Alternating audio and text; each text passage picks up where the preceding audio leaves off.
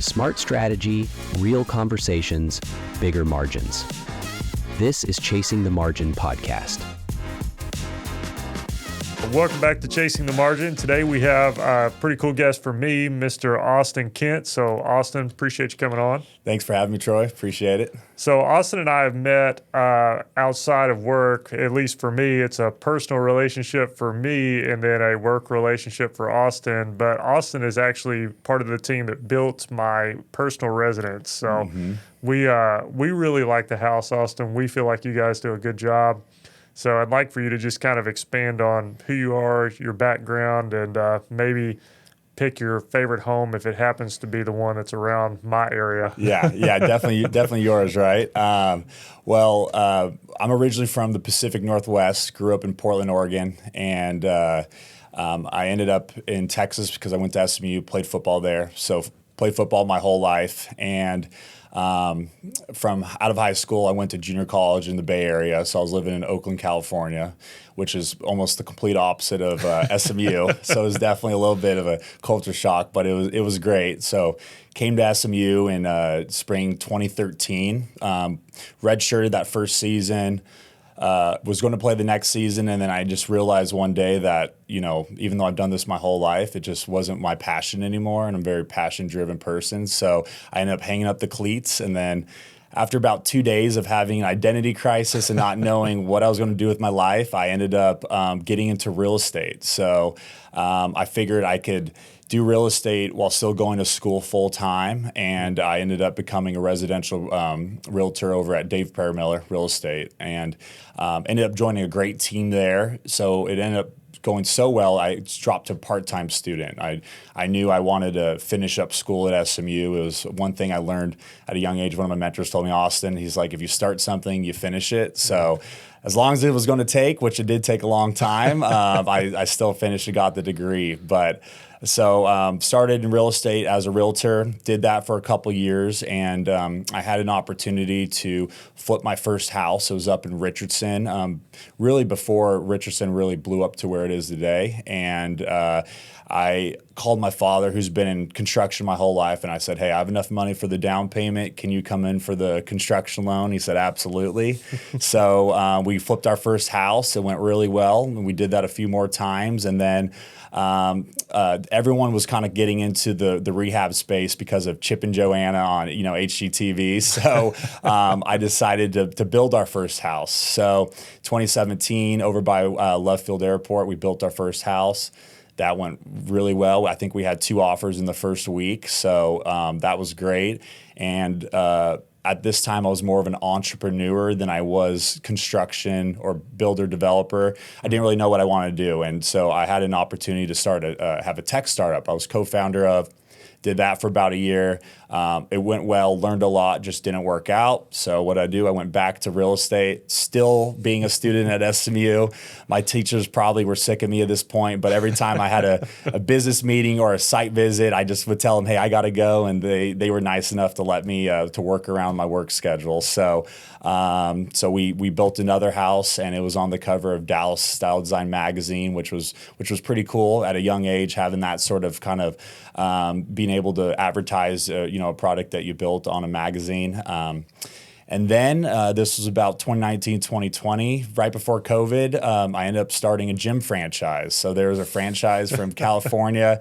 I had an opportunity to obviously build it out because of my construction experience, but then they asked me to be one of the owners and run it.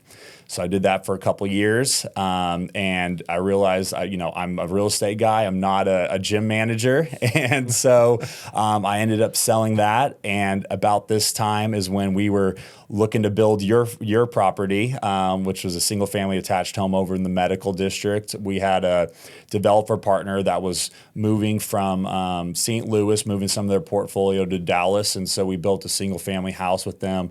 Built a couple duplexes, and then they wanted to do something a little bit larger. And so we found about 10 multifamily 2 lots in the medical district area about a block away on Arroyo Avenue that we were able to put together a few different townhome developments for them. And so at this time, I was pretty much a one-man show, and what I do very well is I make the connections, I network, and then I kind of find the deal. But I definitely don't have a professional construction background. So the developer politely said, Austin, if we're going to invest this kind of money in you, we need your father to be involved. And so my dad, his background is residential and commercial. Anything under 10 stories, he's an expert on.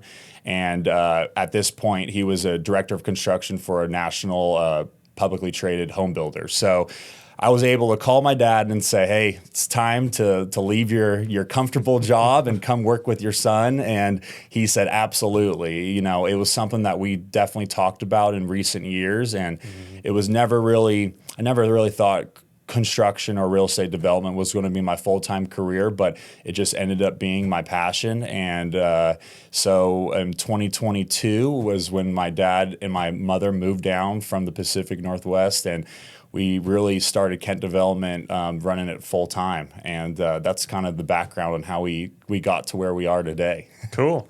Yeah, I think that I was chatting with a friend of mine, and he's actually somebody that will be on the podcast soon.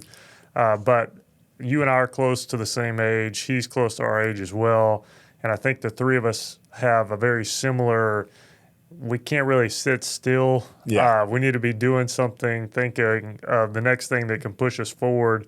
And we were kind of joking about it. I work with several other partners at my firm about how they're kind of like, hey, are you doing okay? Do you need to rein this in? Do we need to let somebody else handle this particular task? So, but I think that anybody who's like a serial entrepreneur, which is what I would describe you as, has been through the same type of journey. It's like they have all these great ideas and they're so passionate about these things that they just want to shoot the moon and go for it. And then the real estate thing comes about and turns out to be a great thing, and maybe some of the other stuff just wasn't the right fit for them. Yeah, so absolutely. It's really cool to hear all that. So let's kind of talk about the Kent development stuff. One of the things that I'm most curious about is how did maybe the planning / conversation go with your dad, Brian? I know it's always a challenge to work with family in general. Yeah, fortunately, I have a ton of respect for my dad. I actually asked him to be my best man at our wedding. He's someone that I've always looked up to. So, but with that being said, there's definitely times where we butt heads, and we've had to draw a clear line. This is your realm. This is my realm.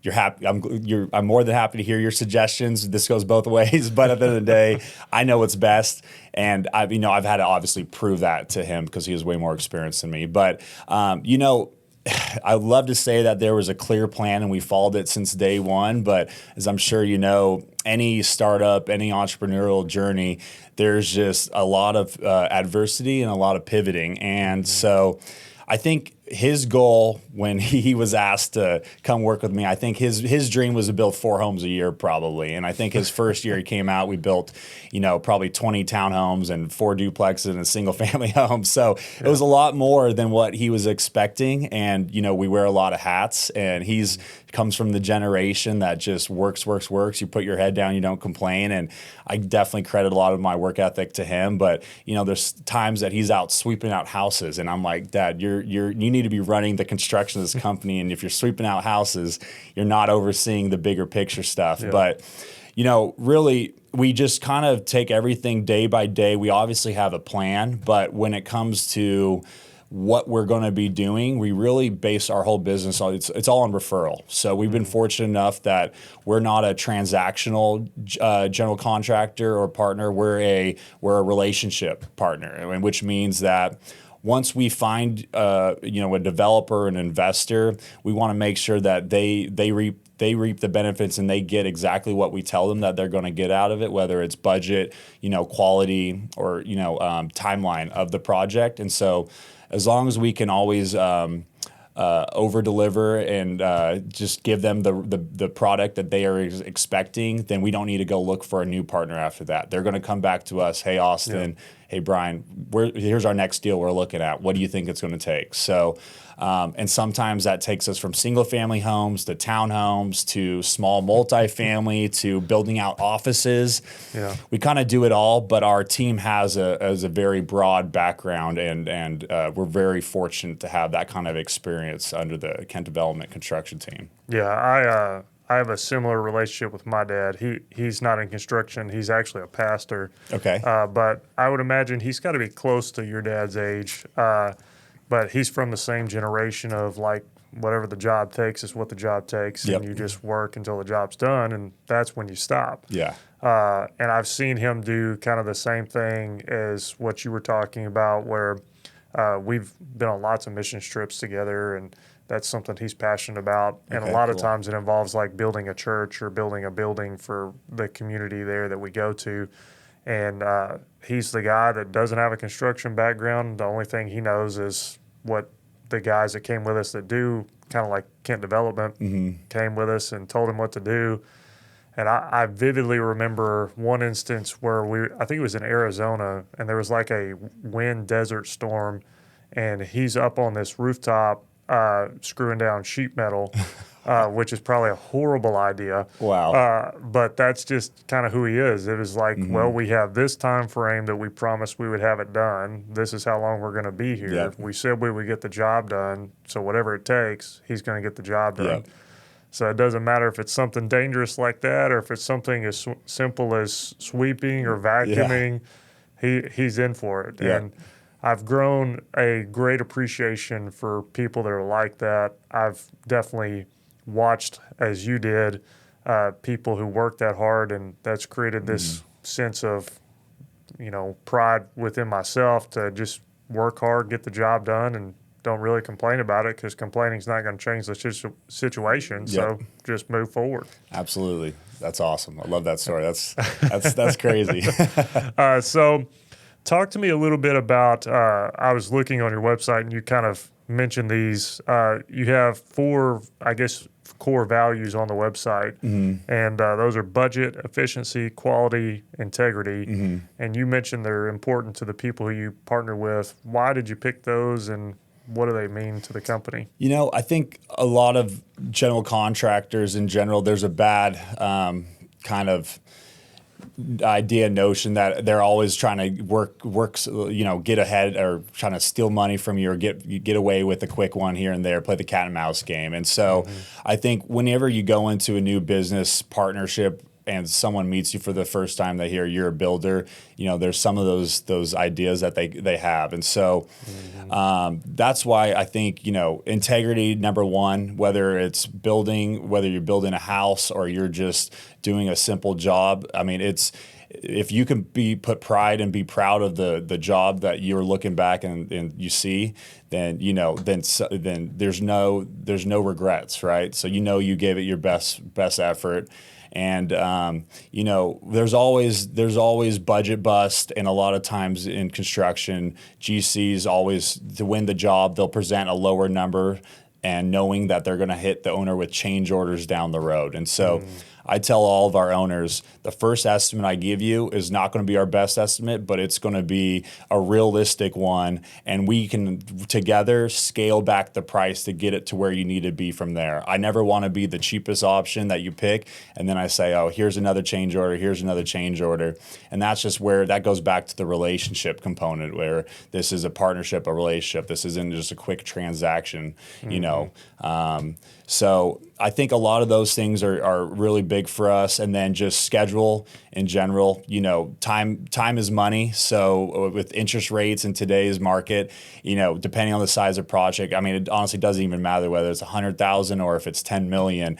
I mean, you're paying for every single day that you are not completed or you haven't sold that project or rented it out. So, that's something that we always push on. And we have a lot of processes and really good efficiencies that we've, pushed onto our trades that allow us to always stay ahead and control the things we can control. We can't control the weather, of course, so there's always some contingencies you got to put in there. But so budget, integrity, and schedule, those are all things that are just massively important for us, and our developer partners, investors appreciate that. Yeah, I think that with any type of business, because I relate to what you said a lot with our business, and we're a CPA firm.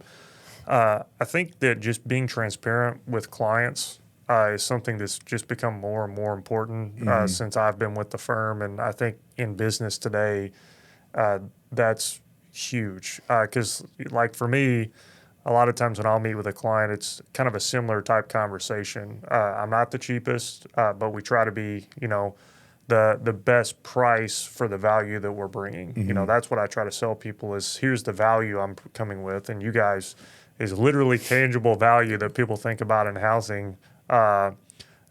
Like, this is what we're offering. I'm not trying to be the cheapest, but I do want to be honest. Yep. And a lot of times I'll even say things, I guess you would relate this to a change order with, hey, you're coming in asking me for a tax return. Maybe that's a $2,000 tax return. Well, I meet with a lot of clients that are similar to you. They typically want this. This may not be something you want, but it typically costs around this. And in my mind, that's kind of how the change order thing works. It's, hey, we talked about $2,000, but you wanted all these additional services, and it's really going to be $5,000. Right. But then the client kind of knew on the front end, hey, I'm probably going to run into these additional costs. But then we talked through a lot of the reasoning behind all that stuff. And I'm sure it's the same with you guys. It's, hey, we're trying to build this beautiful home. Yeah, we could build it for this price, but we've got experience, and these are some of the things that people really like in this area.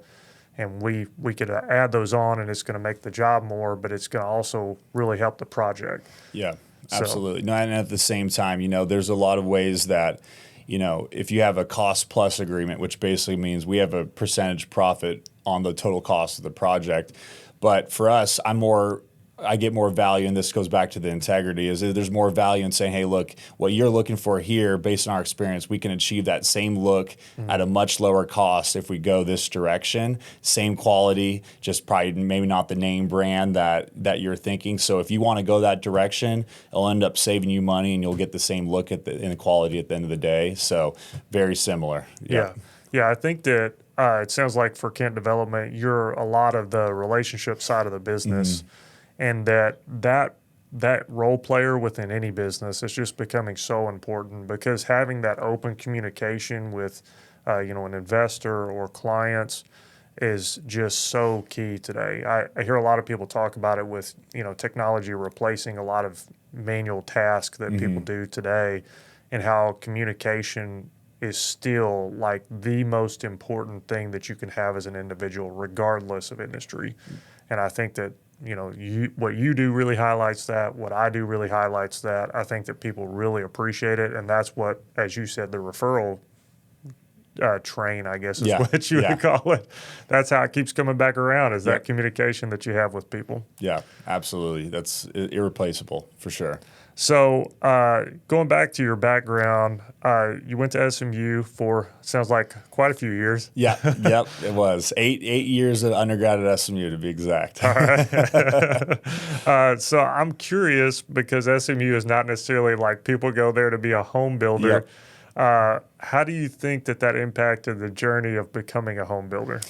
Well, it's interesting. That's a great question. I think a lot of people, whenever they follow in the career path, I don't know any research on it, but I'd go out to say, they follow in the career path of the people that they grew up admiring. And like I already mentioned, my father, he was in construction. My grandfather actually was an iron worker. And then at SMU, most of the kids go into the career paths that their families are involved in, probably a lot of times own the company, but, they're involved in. So whether that's finance or private equity, whatever that might be. But, for us, I don't really look at us as just as a home builder. There's so many different paths and different kind of buckets that we kind of reach into. But, I think that the biggest thing for me was just the networking. And I saw an opportunity. There's a lot of people at SMU that that could use a builder or use a contractor. They have these large investment funds or whatever it might be, and they need someone to do the dirty work. And so I'm more happy to be the guy that humbles itself and say, hey, I'll lift up my sleeves, roll up my sleeves, and get a little dirty, and you guys can just put the money in and just tell us what to do, So, but the networking at SMU is huge for our success, and just obviously having that name that degree behind me wherever it is in my closet. So. So is that something that actually, whether it's friends that you still have, or do you have like actual people that have either purchased a home or invested in the company? Has that all come full circle with the SMU relationship? I mean, it's always it's either directly through a friend, or it's a friend of a friend that was referred, or with social media, it's like, hey, I saw my friend repost your story, and I'd love to learn more about what you do. I mean, there's so many of those stories throughout the years that all kind of stem from that initial SMU kind of base network, but I definitely credit a lot of my success to sticking it out and meeting all the people I did in those 8 years at SMU. Yeah, for sure. I as you know, we're pretty close to SMU. We drive through the area a lot, and seeing all the SMU stickers or the flags outside of people's houses, or just being in Dallas in general, I think anybody who lives in the DFW Metroplex knows how big of an impact SMU has, and just having those connections with people, I can imagine, is very valuable. Yeah, absolutely. The other thing that you brought up that I would love to spend some time talking about is the different types of properties that you guys have. So, you're not just doing only single family or only multifamily. You've got lots of different stuff going on. You mentioned that it a lot of times comes down to what the investor wants, which is always a cool, like, hey, you can be flexible to meet their needs. What's the decision a lot of times with, do you have any insight on, hey, this is the type of home we think we should build on this land? Is it purely what they say? Is it frustrating to do one over the other? Give me some insight on the differences. Yeah, I mean, so definitely when you're part of a startup, it's hard to say no to a job unless it's way outside of our wheelhouse. Like if you said, Austin, I have some guys that want you to build a 50-story apartment building right now, I'd say, well, I know someone that can do it. That wouldn't be us, and I'd love to help however we can. But I think for us, over the years, it's been great, kind of by trial or error, building these different products, partnering with different trades, and seeing which guys kind of fit our company and fit our, can follow the processes and communicate well. It's very hard sometimes to get a hold of certain trades, and at the end of the day, I mean, that's someone that we just can't have a long-term partnership with. And so, so my father's background is vast. I mean, he did high-end custom homes, he did massive tract building spec homes, and then 10-story, student housing, apartments, everything like that. And the rest of our team, most of our team actually comes from a commercial background. So it's very hard to take a residential builder and teach them how to build on scale apartments, or even sometimes even townhomes if they've only done small single family homes. So we have a lot of good backgrounds that way.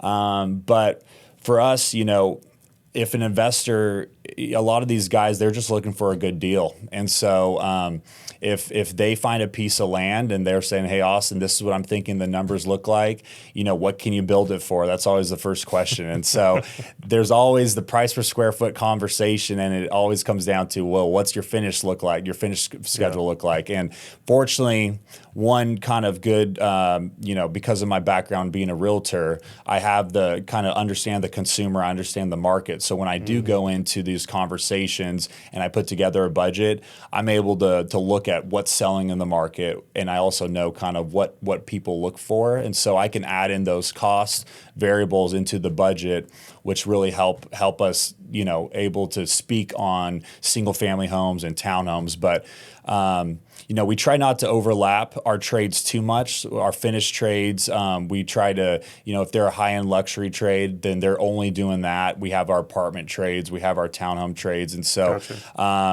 we now are kind of separating our business out, because when someone looks at Kent development, they see all these different things. It's like, well, how can a apartment builder build a $8 million house or whatever it might be?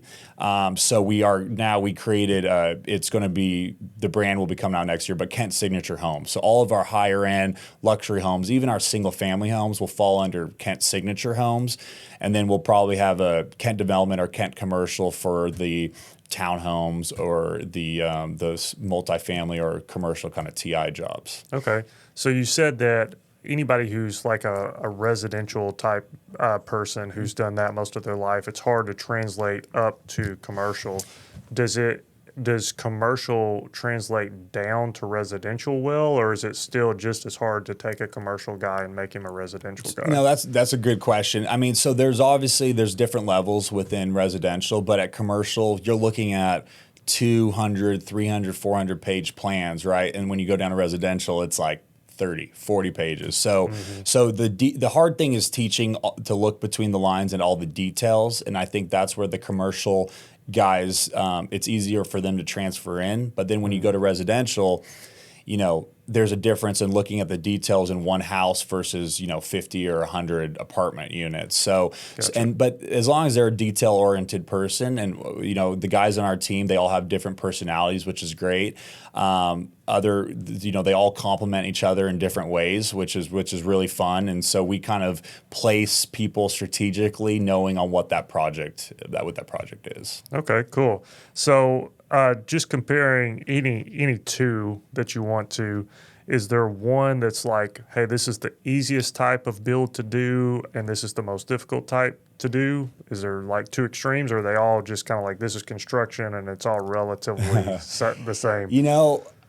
This is not quite answer your question, but it typically comes down to the owner.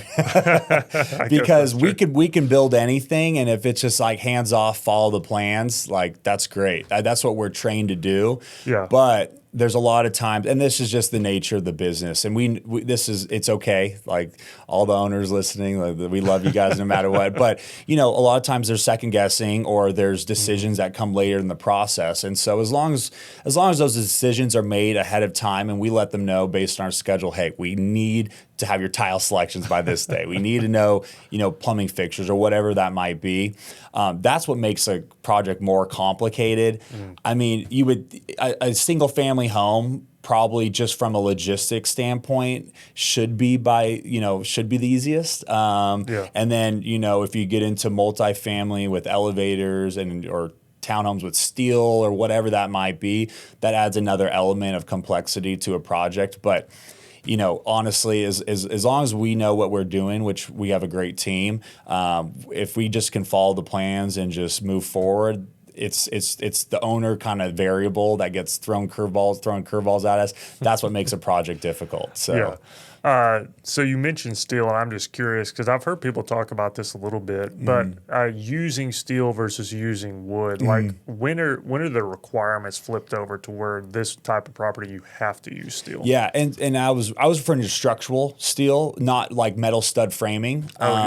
So like on our commercial tenant improvement. So if we were to come in an office and finish it out, more than likely you're going to use metal studs. But what I was referring to is, say you have a townhome building. So in Dallas, most of our lots are 50 feet wide. Okay. So if you want to build townhomes, and you see them all over the place, you have the long driveway, and the townhomes are perpendicular to the street, and they have a big cantilever sticking over the driveway. So in order to get your square footages, you have to cantilever about 10 feet is typically the max you can do. Well, once you go past 5 feet, structurally, you have to add steel. You can't have wood go beyond 5 feet. So that's when you would bring in structural steel.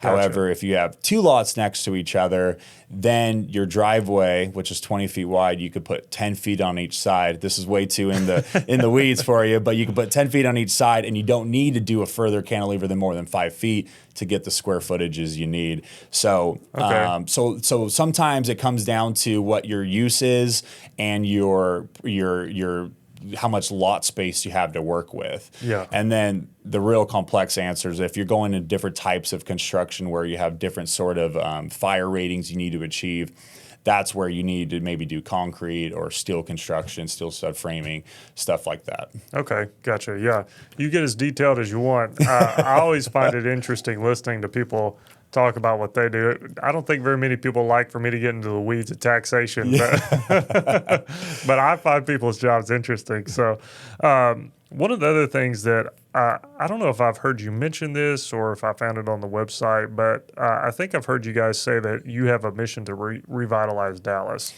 and that's a passion of yours. Why? You know that I wouldn't even say revitalize Dallas. That might have been a few years ago, something that we put up there. I love just, there's nothing like driving through, a neighborhood when you could see your products, your homes, whatever you might, townhomes standing there, and you see people living in it and enjoying it. I mean, that just is such a rewarding thing because there's so much that goes into it, and it's more than just, like I said, I keep going back to it. It's more than just making a quick buck. It's the relationship. It's the lifestyle of the people living in their families, couples, single individuals. I mean, I just love being able to go out and build what I think is beautiful products most of the time, and just enhance a neighborhood. And maybe if it's been a little dilapidated or if it's been unkept for a few years. So. Yeah. Well, I think that maybe I'm wrong on this, but I would think that it's unusual for people to do at least somewhat of what you've done. You appreciate your home so much that for a period of time you actually lived in one of those that's fairly close. So to me, that means a lot. It's like, hey, I believe in my product so much that I am going to be a user of the product. And to me, that's something that it's like, hey, we really do believe in what we're doing. Yeah, and that was in the medical district where you were at, and at the time, I think, we were your single family attached home was one of the first newer ones, I would say, on that block. There might have been one or two other ones, but now if you look around, everything's rebuilt. But when I moved in over there, and I would tell our investors, tell our developers, I'm like, hey, I'm not just selling you on this neighborhood because, I'm trying to sell you on it. I live over here. So when I tell you I'm walking the neighborhood every day and I know the kind of quirks that come with it, but I believe in this area, I'm putting my money where my mouth is. And so, no, 100% agree. That's definitely something that I'm proud to say that we do. So explain to me, because home building, there are, as you said, so many pieces involved with it and so many different people involved with it. Just maybe in a normal project, who all is involved between like developer, subcontractor, investor? How many parties are normally involved? Yeah, great question. So sometimes we wear the developer hat, but let's just, for this example, let's just say we're just the general contractor, the builder. So you typically have an owner/developer. Generally, they're the ones that find the investment, they find the project, and they put together a pro forma. So they basically run the numbers and you say, all right, this is a good or this is a bad deal. They also are the ones that will bring in the financing, or they'll bring in the investors if they don't self-fund it themselves. At that point, they typically have a general contractor that they will hire to build it if they don't have that integrated in their own company. They don't build themselves. And so the general contractor would be us. We don't self-perform, so we were not actually framing or doing drywall or anything like that. We're just construction managing the project from start to finish. Like I mentioned earlier, putting together the budgets, the schedules, and managing and putting together all the teams that go into it. So you have the owner, developer, the construction, general contractor, construction manager, and then from there you have all of the trades. And so depending on the project, you start at the dirt. You got your excavators, your dirt work guys, foundation, framing, mechanical, electrical, plumbing, so on and so forth, all the way through the finishes. And so those are the different parties that are involved in even the simplest, smallest home. Yeah. So it's basically three in the most simple Tiers, version, yeah. three different tiers of people involved. What exactly are some of the most important things, and I'm sure it varies job to job, to make a job profitable versus a job that's not profitable? Yeah, fortunately, I learned this at an early age on our own dime, but it's definitely knowing your budget and knowing your numbers. So that's number one for a builder. I mean, you can only forecast so far into the future, and during COVID was a great example of you don't always know what's going to happen. But so typically, the best way to be profitable is just know what it's going to actually take, your costs and your overhead, to manage a project, and then get as many hard bids as possible from your trades. And obviously, if there's anything on the plans that the owner hasn't selected, you make sure you have agreed upon either an allowance or something in your contract that says, hey, you are taking on this number yourself. I'm not responsible, because if I'm putting in $5,000 and you put in $20,000 of tile or whatever that might be, that's your cost that you're choosing to add. Yeah. But if the minute we get under contract and we have a notice to proceed, which means basically you guys can start on this date, we immediately start getting everyone under contract, and we call it a buyout. So that first initial 30 days is so critical to the project, because if we can get them under contract, typically we're locking in our pricing with them up to a certain point. I mean, if the world flips upside down, that's a whole different discussion. We have great trade partners. We don't want them to lose money, but that's in a real life event. It's understand your numbers. You submit the budget to the owner. Okay, great. You approve it, sign our contract, and then buy it out. And that way you can lock in and mitigate your risk. And really, the only way you lose money is if you completely blow the schedule, or you don't understand your budget. So is there anything within most contracts that, like, if this one thing happens, then it just completely cancels the contract? That's a really good question. There's always a termination clause, and generally it's not used. It's funny. One of our developers the other day, because we like to be close, it's like, hey, if I ever have to look at the contract, then there's something wrong. Like that's like not a good thing. But I would say the biggest one that is common is it's as a GC, you're always tied to the schedule. So because the owner's paying interest, or even if they're not paying interest, there's opportunity cost. So basically, it's like, hey, I know you can't foresee weather patterns and everything like that. That's an act of God. But you can control what you can control. So here's your timeline. You have to build it within, say, 10 months. Every week after that, you pay what's called liquidated damages. And typically, that's not a means for the owner to really punish you, but it's for them to be able to say, hey, if you're delaying our project past this point, then we're going to charge you per day whatever we're paying on a daily interest rate, because you told us you could build it this time, take away the weather, but you had your own control. And if it's a delay due to the contractor, then you're going to pay for it. And if it's a delay due to the owner, then that's something different in the contract that we address. But that would probably be the biggest thing I would say in the contract. That's like a hard, just definitive. You must, you have to finish by this time, and if you don't, you're paying for it. Yeah, I think that anybody in business, most people are pretty rational people when it comes down to it. So, you have conversations about, things are not working the way that I thought they would. And, that's okay. Let's figure out how we can figure this out together. Anytime, regardless of what it is, you have to break out a legal document to read through it to figure out what to do. You have really gone off track. Yeah. And it happens, but it's ideally, it's not always just, sunshine and just smiles, but and that's just the nature of construction. But at the end of the day, it's just do your job, and if there's any sort of delays or budget, changes, let's figure out what the contract says, and just we'll move forward.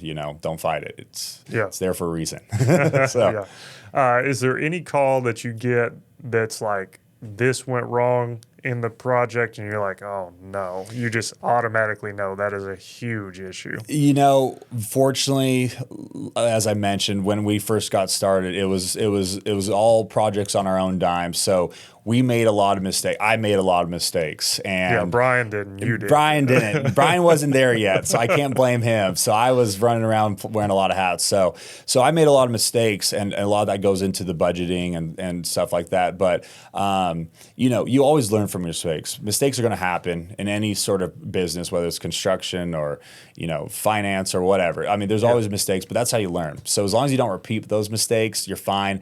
Fortunately, it is very rare, I would say, there's a new mistake that we don't already know that we should know better from. And a lot of that's due to the experience we have in our company, between our team, Brian, and the rest of our team, Andy, Ryan, Tyler. So what's the hardest lesson you've learned? What was the mistake that happened that you're like, oh man, this one is never happening again? Yeah. Well, it was unfortunately the very nice house that made Dallas Style Design Magazine. I committed to a budget.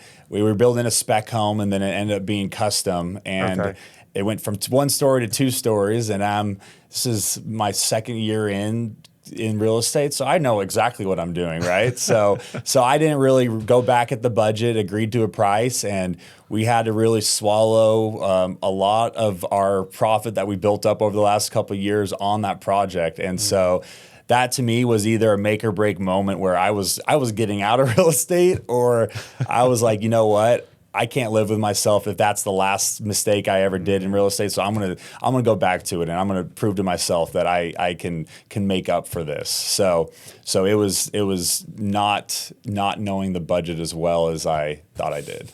So it sounds like you went back to the advice that you were given all those years ago, where if you start something, you need to finish it. Absolutely. And also, if you tell an owner what the price is, and you don't have a good valid reason for that price changing, then you gotta eat it, you know. And that's also integrity, you know. Yeah, for sure. So when you're purchasing a job, obviously with real estate, like anything is expensive when it comes to buying real property. That's just the nature of the beast. I'm sure it's different depending on the job, but do you always have investors? Do you go through the bank? How do you fund all of these projects normally? Yeah, good question. I mean, we do have a lot of different roles that we play, Kent Development plays, that I play. So you know, you sometimes have your traditional developer role, and a lot of times I will actually find the deals. For a lot of years, I was finding the deals, put it together pro forma, and then I'd go to an investor or developer and say, hey, here's the deal. Are you interested, or, you know, what's your thoughts? And they would. And are those investors, developers, like people that you just have a relationship with, or do you actually go somewhere? So typically it's people I have a relationship with. It's people I know of or have a relationship with. And let me separate the developers from the investors, because that's different. So the developers, they've been doing this for years. They have their own financing. They understand how to underwrite a deal. So I pretty much hand them what I've done, and then they run their own numbers and double check it. And then they could bring in their own investors financing. So then on the other end, there's a few, you know, duplex, single family attached homes, single family homes that I've built with investors, where I found the deal, and it may say it's one of my buddies from SMU that has some money, wants to get into real estate, but doesn't, you know, he has a job, a full-time job. It's not in real estate. So then at that point, we kind of play developer. We'll partner up together, GP it, general partnership it, and I'll go to a bank that we've used in the past. We have a regional bank we've worked with for a lot of years, and we'll pull out the financing that way. You know, we're on the note, and either it's Kent Development's the partner, or Austin Kent and the investors the partner, and hiring Kent Development to build it. Gotcha. And then, of course, we have a few deals where, you know, Kent Development, we're doing it ourselves. So my father and I, you know, we're on the note, and we build it ourselves. So those are kind of the different ways of how we structure and bring in the financing. But you know, we are getting more into partnering with other as developers. So we actually bought one of my best friends and I bought a piece of property that we talked about on the Katy Trail, which we're really excited.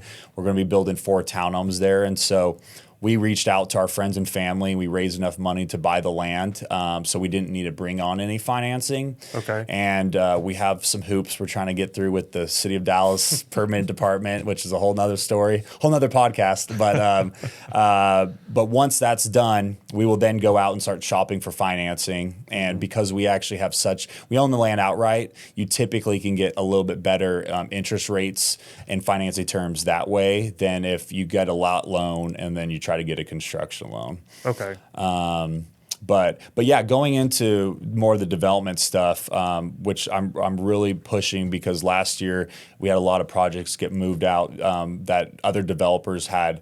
We had planned in our projections and kind of left us, in a little bit of a cash flow hole. So, knowing what I know, we build great. I've done enough of these deals that I could underwrite a deal pretty accurately, I think. And so I'm partnering with other developers where, we're going in this together as the GPs, and then we can hire Kent Development to build it. So there's other paths that we could keep the cash flow kind of pipeline going, for Kent Development. Gotcha. So you mentioned construction loans. What are maybe today, because obviously this fluctuates a lot, but what are some of the average interest rates that people normally get on a construction loan? How does the loan itself work? Is it kind of like an interest-only thing, and then you just pay it off at the end? Yep. Tell me about the terms and stuff. Great question. So traditional, I think, bank financing, you're generally on a construction loan, they're going to ask you to put up at least 20% of the loan to value. So if it's a $1 million project, that's the total project cost, or so loan LTC, loan to cost. Then you would need to put up 20% or $200,000 to get that loan. Well, you then have interest based on what you actually draw. So you're allowed to you have $800,000 construction loan, and you only pay monthly interest based on what you take out. So at the very beginning of the project, if you only have drawn out $100,000 of your total $800,000, you're not paying as much as you would at the very end of the project, where you need to sell or rent it, where you're paying on the max interest of the total loan. So historically, prime plus 1 is what we're seeing. So I'm not sure what prime's right, maybe around 7.5% right now, 7.25. So we'd be paying around 8.5%. And generally it's like a 1% origination fee. But I did have dinner last night with a lender. It's a private lender, so they're not from a bank, and they do as low as 10% down on the loan, still a 1% origination fee, and they have very comparable interest rates. So that's another alternative lender that we're looking into for some of these future projects that we're going to be co-GPing. Gotcha.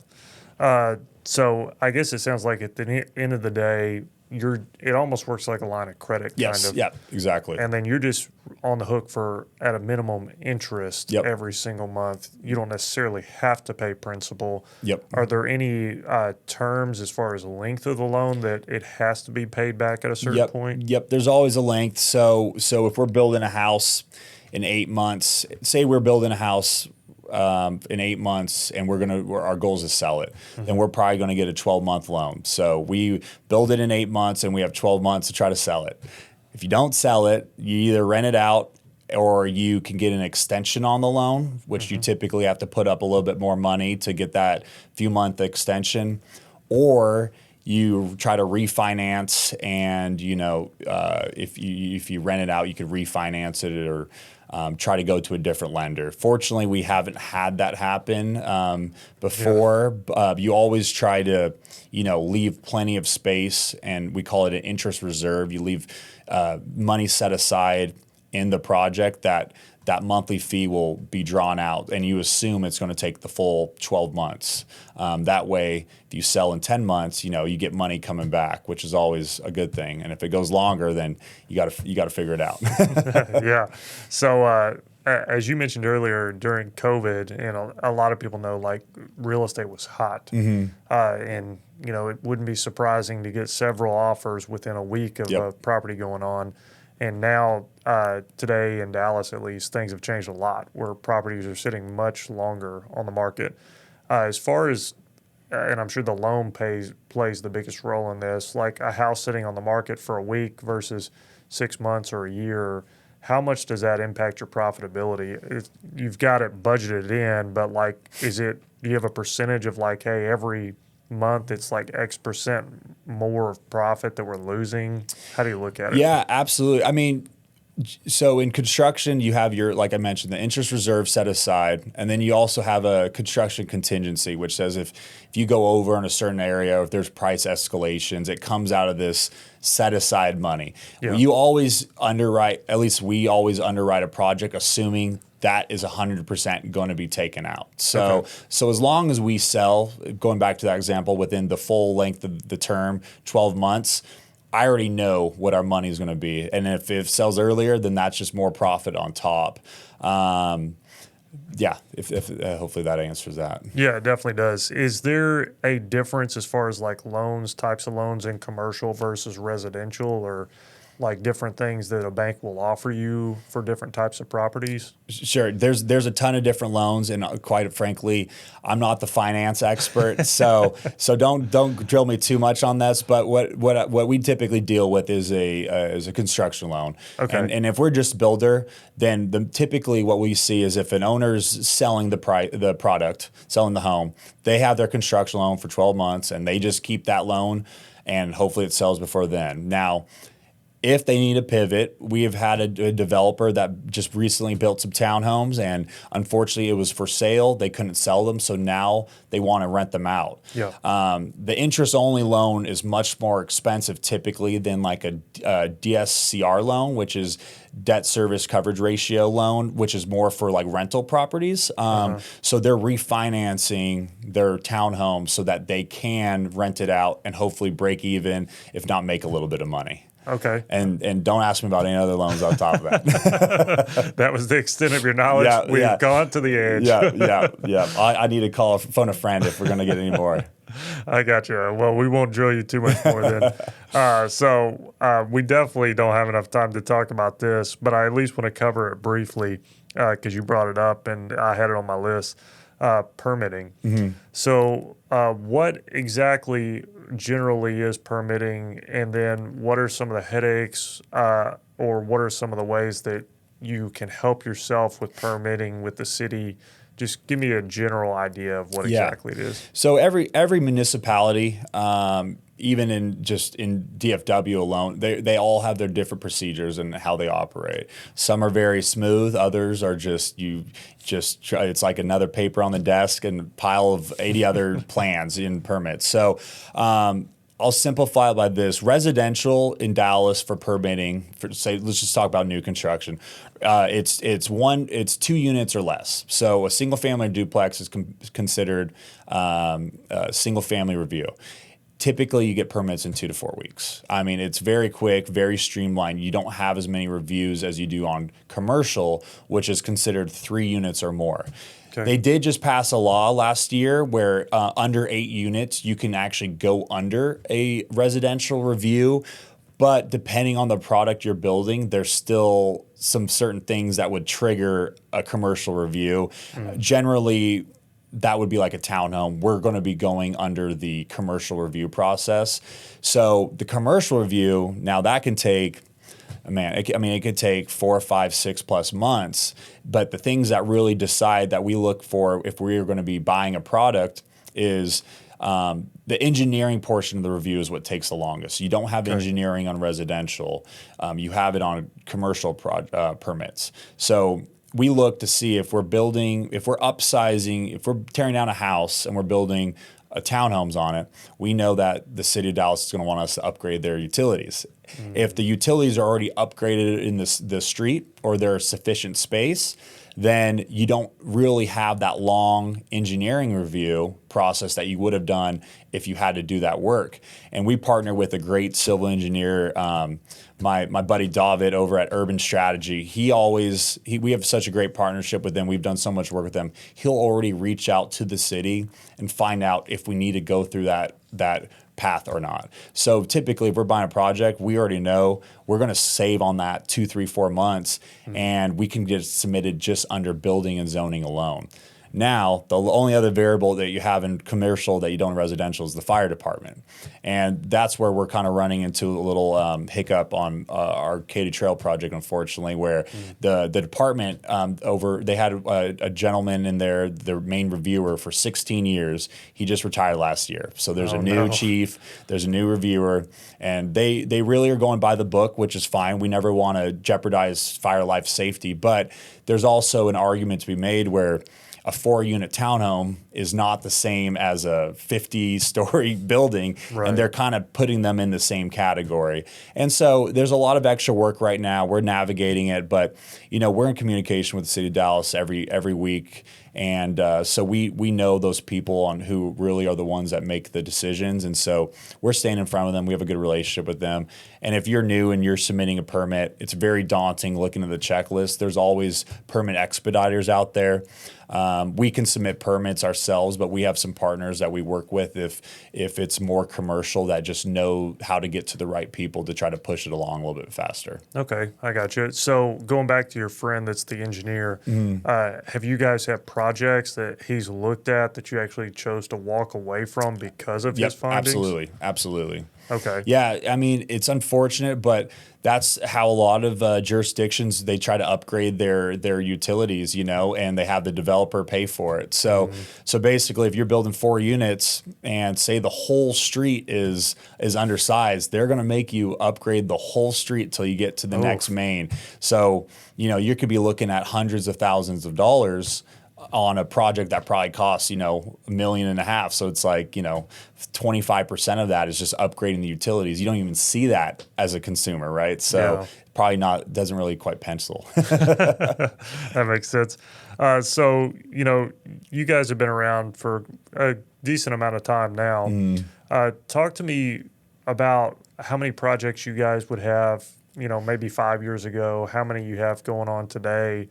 How have you put things in place to help manage as you grow and develop? Yeah, no. So like I said, I built my first house in 2017, but really full time, I would say, was 2021, 2022 when my father came down here. And so, the projects we did for 4 or 5 years, I mean, literally we went from, I think, building a duplex in a house to building 30 units the following year.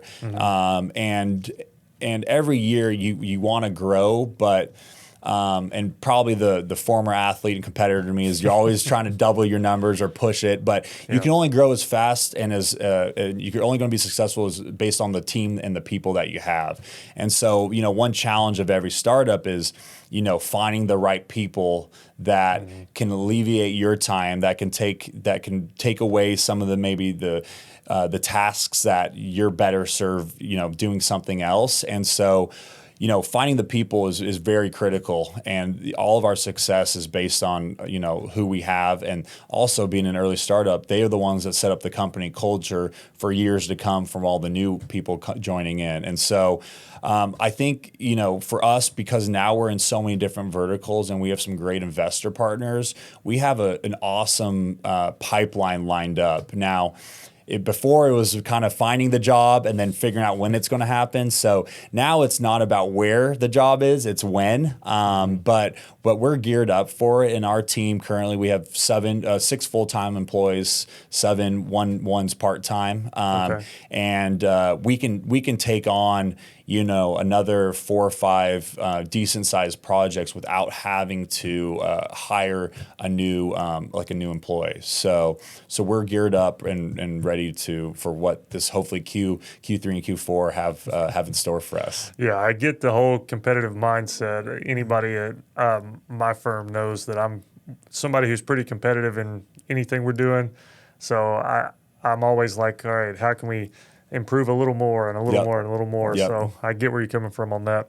What about your role has changed the most from, back then to today as far as your either day-to-day or weekly activities? Man, I mean, it was truly wearing every single hat, So I was on site meeting with the trades doing my best to come up with a schedule and just calling my dad every single time I didn't know an answer for something, So, I mean, we have a back end on the admin side. We have HR, we have bookkeepers, we have people that do our pay applications that are monthly for all of our projects. And honestly, that type of stuff is where I struggled. So it's amazing having that. And then of course we have 3 construction managers that are in the field managing those projects, and then my father overseeing them. So really, my role is besides just the business development, kind of the networking, finding the deals.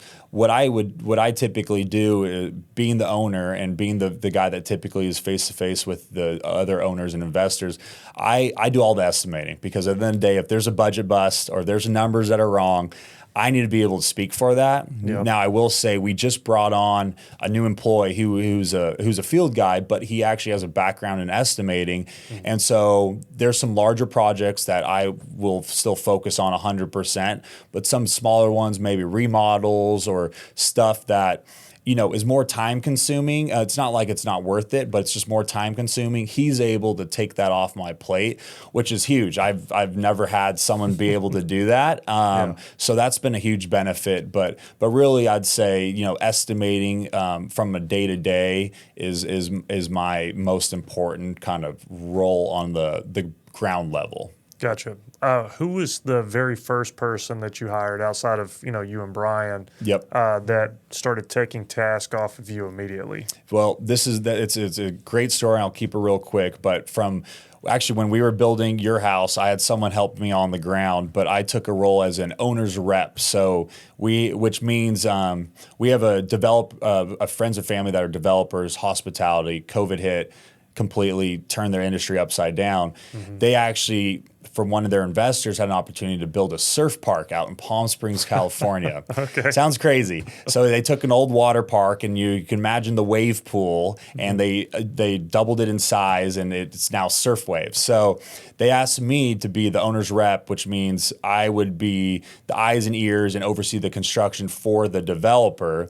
And then, of course, there's a general contractor that's building the project. So I'd have to check their numbers, make sure that they weren't trying to, hide any money around and stuff like that. So every Monday I'd Uber out to DFW, and every Thursday I'd fly back for a whole year. So that was a lot. Yeah. But when I was there, getting back to our first employee, Andy, he was working for the general contractor out there.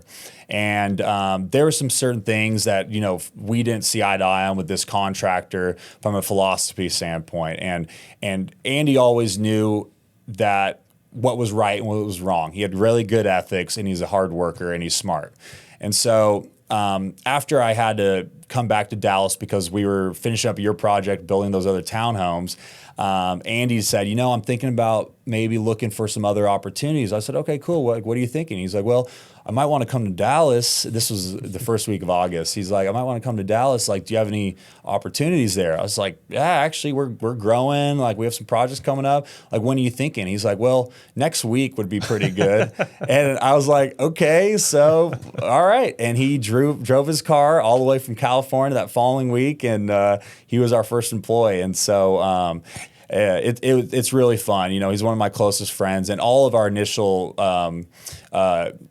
construction managers, they're all guys that are doing a little bit more probably than what they would do at a larger company in that role, just because we're a startup. But at the end of the day, they know the vision, and they see where our trajectory and where we're going. And so I'm hoping all of them can hang in there long enough to reap the benefits of what I know is going to be coming here in the next, hopefully, few years. Yeah. It's hard to be in a startup because you wear so many different hats. Yeah. Whether it's owner or employee, you're always asked to do different things. But it's really rewarding when you get to see the company grow. Like I always say this. I think I was like 7 or 8 employees when I came on in the firm, and that was a little over 10 years ago now. And now we're a little over 40. And just to see how much things have changed and how much we've grown, and like how many things we do that are not just the accounting side of the business, but all the other aspects of our business now is just pretty incredible to be a part of the journey. So it is very rewarding for any of Andy or anybody else listening. Yep, absolutely. Let's wrap up with just a couple fun questions. So, what is your favorite type of home to build? Man, the last one. The last one's my favorite. We have some really cool projects coming up. We actually have a very challenging site location, but it's going to create an incredible product that we're building. It's backed up to Highland Park. It's right off of Fitzhugh. It's on Glenwood Street. It's going to be a spec, Glenwood Avenue, and it's 7,200 square feet. It's going to be very modern. We're using this very sleek 2-inch by 4-foot wide stone all the way around. It's going to have a pool in the back, sunken fire pit, and it drops down to a part of the Turtle Creek offshoot. Wow. And it's surrounded by all these trees, and I'm like, this is not Dallas. So that home is one of the ones I'm looking forward to most, because it also has a different level of detail that is really going to push us and challenge us to really be very perfect on everything we do, but no, seriously, every single project that we do is my favorite, honestly. So, since you like to move into the homes that you build, are you planning on moving into that one? I think my partner on that would love for me to buy that, but unfortunately, I don't think I can afford that one. So, what are the best places in Dallas to either build or buy right now? So, I mean, now let me put my developer hat on. We were talking about this other day. Homes are still selling. Townhomes are still selling in areas where probably the price point isn't going to be a buyer that's affected by interest rates as much as they are. So the medical district, as much as I love it, just people right now would probably rather save up their money and rent a really cool apartment in a nice part of town than maybe make the investment decision to buy something in a redeveloping neighborhood. So for us, all of our projects that we're buying are in the inner core, kind of a little bit higher end areas that have already been developed, but we're just able to find, the last 2 homes on the block that haven't been torn down. So it takes a little bit longer, but definitely those kind of neighborhoods, I'd say, where that are walkable. You see the dogs walking around, kids on strollers. Those are the neighborhoods we're targeting right now. Yeah, cool. Anything else as far as construction or with Kent Development, what you guys have in the future that you wanted to add before we wrap up? No, not at all. I just think if anyone out there is listening to this and needs some advice, they're thinking about building a house or remodeling a house, I'd love to have them reach out, and I could tell them as much information as they want to hear. And so how do they get a hold of you if they want to reach out? My Instagram was probably the easiest. I do terrible at checking our Kent Development Instagram, but go ahead. I think it's Kent Development _Texas, and someone will find it and pass it along to me. So all right. And then your personal Instagram, do you want to put that out there? I think it's Austin Kent 11, maybe. I don't know. Honestly, I should probably know that better, but I'm not a huge social media guy. So. Well, we'll tag you guys on the Instagram, so it'll be easy to find you. And then the last thing that we always ask people for entrepreneurship, if they're either in it or looking to get into it, what's the best piece of advice you could give them? Man, don't be afraid to ask questions, and don't be afraid to make mistakes. Find the people that are in those positions where you would like to be one day, and just go try to take them to coffee, pick their brain. They have years of experience, and hopefully will have made the mistakes that they could save you from making those costly mistakes. But mistakes, like I said, don't be afraid to make them, because everyone does it. It's okay, and that's how you learn. Sounds good. Well, thanks, Austin, for joining us. Thanks, we look Troy. forward to seeing all these new homes you're building. Yeah, appreciate it, man. Thanks for having me.